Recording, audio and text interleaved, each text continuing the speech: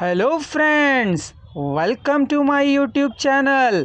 Time to win. Golden words said by Dale Carnegie, which I liked. Dr. Ravish Tandon. Your victory is waiting here. Just step in.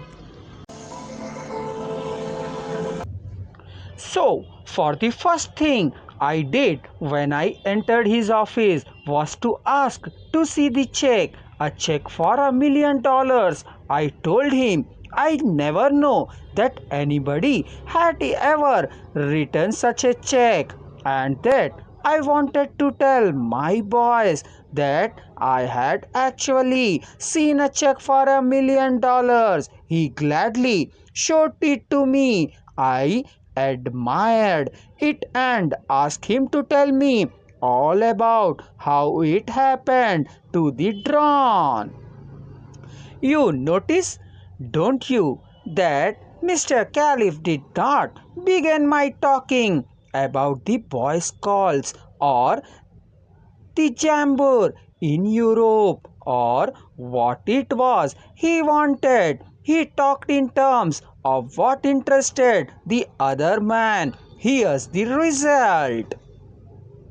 Presently, the man I was interviewing said, "Oh, by the way, what was it you wanted to see me about?" So I told him, to my vast surprise.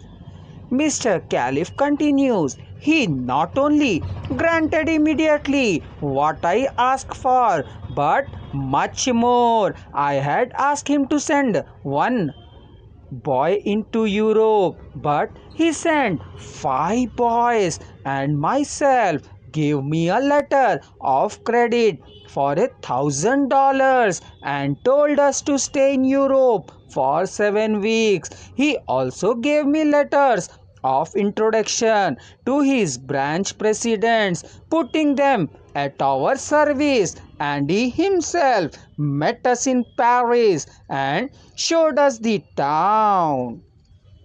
Since then, he has given jobs to some of the boys whose parents were in want, and he is still active in our group.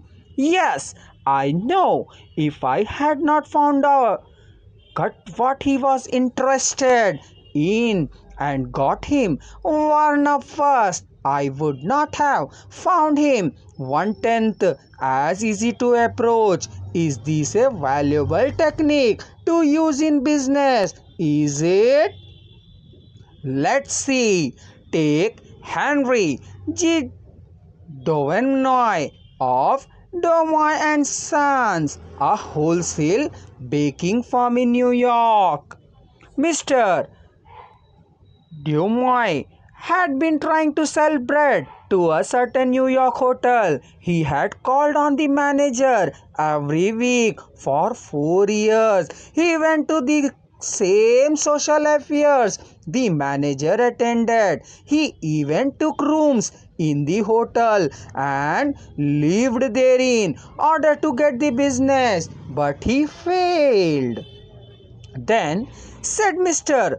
Drovnoy, after studying human relations, I resolved to change my tactics. I decided to find out what interested this man, what caught his enthusiasm. I discovered he belonged to a society of hotel executives called the Hotel Greeters of America. He not only belonged, but his bubbling enthusiasm had made him president of the organization and president of the International Greeters. No matter where its conventions were held, he would be there. So when I saw him the next day, I began talking about the greeters.